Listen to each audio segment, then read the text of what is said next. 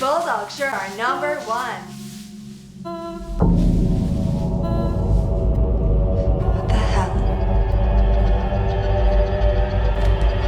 The older sister who was sleeping in the living room heard a strange noise. She immediately went to investigate, but all she saw was a shattered mirror. Her younger sister's voice came from the bathroom. The older sister tried to open the door, but it was locked from the inside. The younger sister was trembling with fear. Faced with the threat from her reflection in the mirror, she could only pretend to stay calm and lie that she was fine. The older sister stopped asking questions and turned away, and the eerie events of this day were only the beginning of this family's endless nightmare. Jack and Lisa were a loving married couple. They had just received two pieces of good news. Life was filled with hope. Lisa had just become pregnant. Jack, a mathematics teacher, had just received a 10-year appointment from a top university. The university had also given them a luxurious villa as a benefit. As soon as they arrived, David, a student working on campus, voluntarily came forward to help carry their luggage. He also reminded them that a gift had been delivered in advance and placed on the living room table. When they opened it, they found an exquisite antique wooden box sent by Lisa's sister. Jack struggled with it for a long time, but he could not open the box. The sister's letter only briefly explained that the box was called a fertility box. It did not mention what was inside. The couple did not think much of the box. They were full of anticipation for their beautiful new life. The next day Jack left for work. Lisa stayed home alone. Driven by curiosity, she picked up the wooden box again. To her surprise, this time the box opened effortlessly, but it was completely empty. Lisa assumed it was just her sister's prank. She casually placed the box on the closet shelf, and from that moment the house's terrifying cycle officially began. Afterward, Lisa assembled the crib by herself. Whenever she had free time, she went jogging in the nearby forest. During one run, she saw a woman crouching on the ground and crying. Lisa approached and asked if she was okay. She discovered that the woman was covered in dirt. Blood was also running down her lower body. She kept repeating that her child was gone. Lisa offered to take her to the hospital, but the woman's eyes remained fixed on Lisa's swollen belly.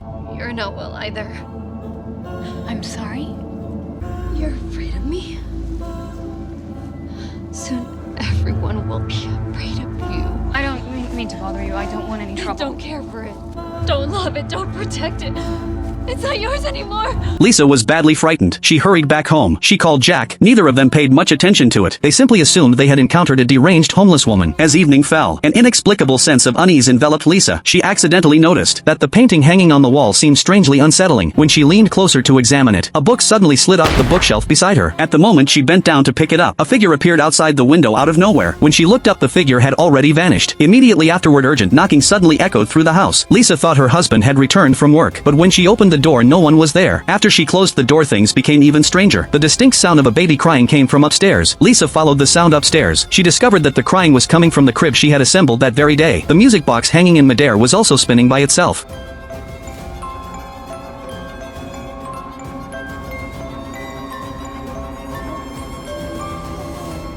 A newborn baby was lying in the crib. Lisa was confused. Could someone have abandoned a baby in her house? She did not think much about it and quickly picked up the baby to comfort it.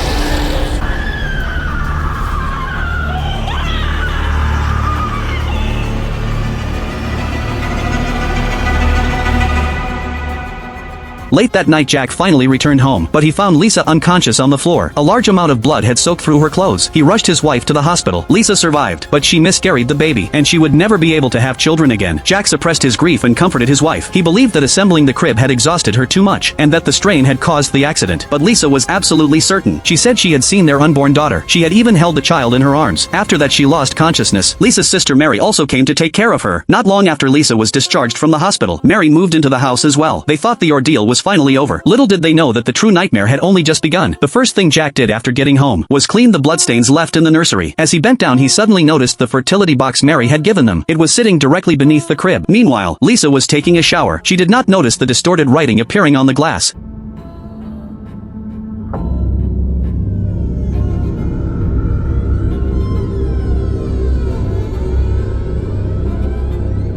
Jack put the wooden box back into the closet. Mary explained that she had purchased it at an estate auction. That night, Jack suddenly woke up. Lisa was gone from beside him. He searched through the house and found her in the living room. She was staring intently at the mural on the wall. Lisa said the painting had changed. All the children in the painting were staring at their mother. Jack could not even remember what the painting had looked like before. He assumed Lisa was hallucinating because of her overwhelming grief. The next day, Lisa practiced meditation with her sister. She hoped it would help calm her emotions. During the meditation, she heard a child's voice again. Footsteps also came from upstairs. Lisa immediately went upstairs to check. At the top of the stairs, she found a spinning top rotating endlessly. The bizarre sight did not make her retreat. The sound of children laughing and playing continued to echo. She kept searching. Finally, in the empty nursery, she saw her daughter. The child had grown older.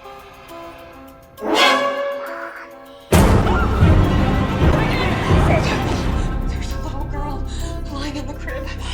But when Mary came over to look, the room was completely empty. Lisa insisted that she had not been mistaken, and the little girl's appearance was exactly the same as the doll beside the crib. Naturally, Jack believed Lisa was hallucinating. He even blamed his wife. Why had she secretly assembled the crib without telling him? He still believed that overexertion had caused the miscarriage, and that the trauma had triggered a series of hallucinations. The next day they went to the hospital for an examination. The doctor also stated that Lisa's body was physically normal. The hallucinations were likely caused by excessive grief. The doctor prescribed some medication to help her relax. After returning home, Lisa took the medication obediently. The hallucinations seemed to disappear. Jack packed up the crib, along with all the baby toys, and removed them from the house. He wanted to prevent his wife from being reminded of their loss. He thought that would finally end everything, but everything that had happened before had merely been an appetizer for the evil spirit. Late that night, both of them were asleep. The blanket covering them was quietly pulled away by someone. In a daze, Lisa heard a whisper.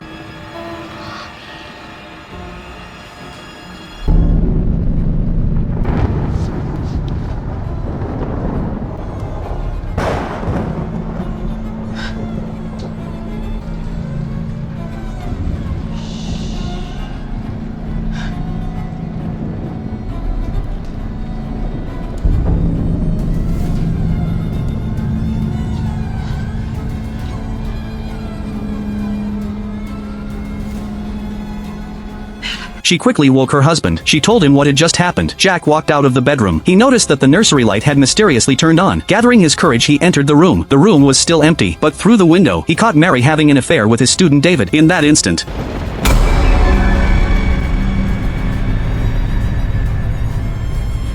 What, you think you saw me fucking your student?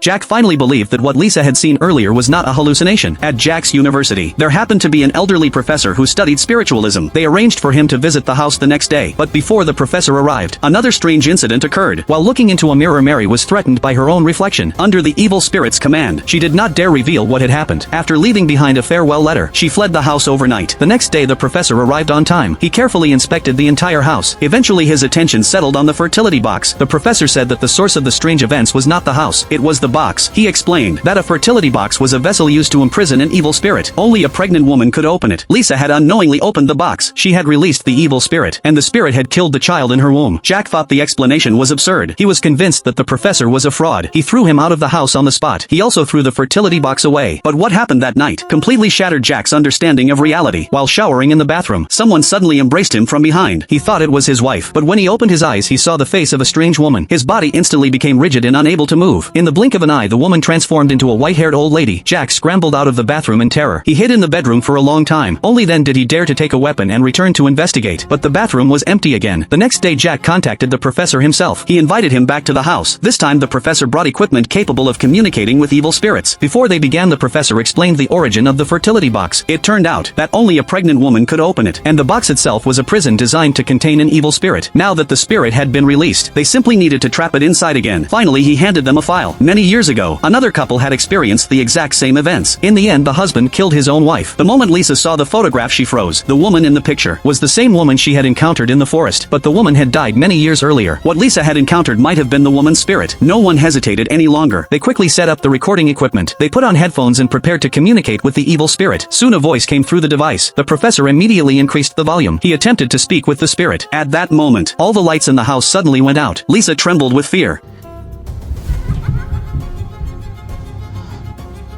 You don't.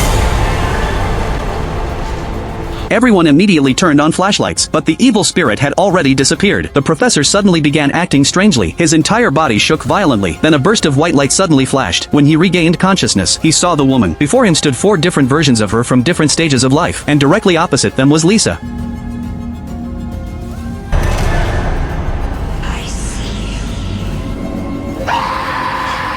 After fully recovering his senses, the professor solemnly told them that he had seen the true face of the evil being. It had already merged with Lisa. As time passed, the spirit's power would continue to grow stronger. Eventually, it would completely take over Lisa's body. Lisa suddenly remembered that the couple from years ago must have discovered a way to seal the spirit. They immediately went to the prison. There they met the husband who had killed his wife, but his answer made their blood run cold. He said that the only way to destroy the evil spirit was to kill the person it had attached itself to. That person was Lisa. Otherwise, once the spirit completely possessed her body, the first person she would kill would be her husband. husband. On the drive back, Lisa was filled with despair. Jack, however, believed that he could still find a solution that would save everyone. But before he could finish speaking,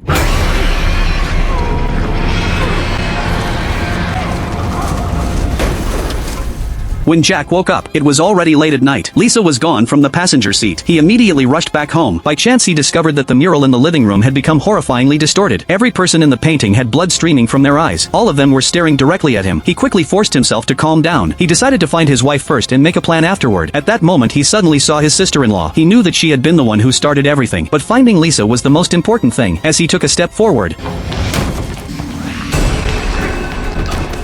Jack suddenly realized what was happening. It was another illusion created by the evil spirit. When he looked up again, the spirit had vanished once more. It was clearly trying to lure him somewhere. He returned to the nursery. He saw his wife downstairs struggling with a security guard. This was another trick of the evil spirit. Jack immediately rushed downstairs. Sure enough, both of them had disappeared. But when he accidentally looked upward, he discovered that the security guard's cold corpse was suddenly lying inside the trunk of the car. At that moment, his wife appeared behind him. Then she turned and walked away again. Jack hurried after her. He kept reassuring her that they would find a solution, but he did not realize that the evil spirit had already completely possessed her body. I won't let you hurt me.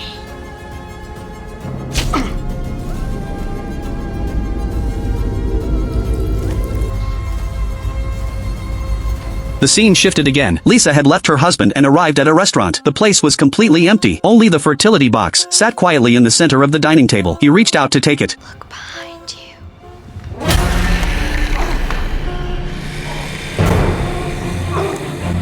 But at the critical moment, Jack grabbed an iron rod nearby and drove it violently into the old woman's abdomen. Just then the tape recorder on the table suddenly began to play. When he turned around, the old woman had transformed back into his wife. Everything that had just happened had been another hallucination. At that moment, Lisa had regained consciousness, and the evil spirit was steadily approaching them. Lisa desperately begged her husband. Only by killing her could he destroy the spirit and end everything. As the evil spirit drew closer and closer, Jack had no choice. Several months later, Jack was sentenced to life imprisonment for intentional homicide. The scene shifted once more. In an apartment in another city, Lisa's sister returned home from work. She noticed an exquisite gift sitting on the living room table. She opened the gift box, and inside was the same housewarming gift she had once given her sister and brother-in-law, the seemingly ordinary fertility box.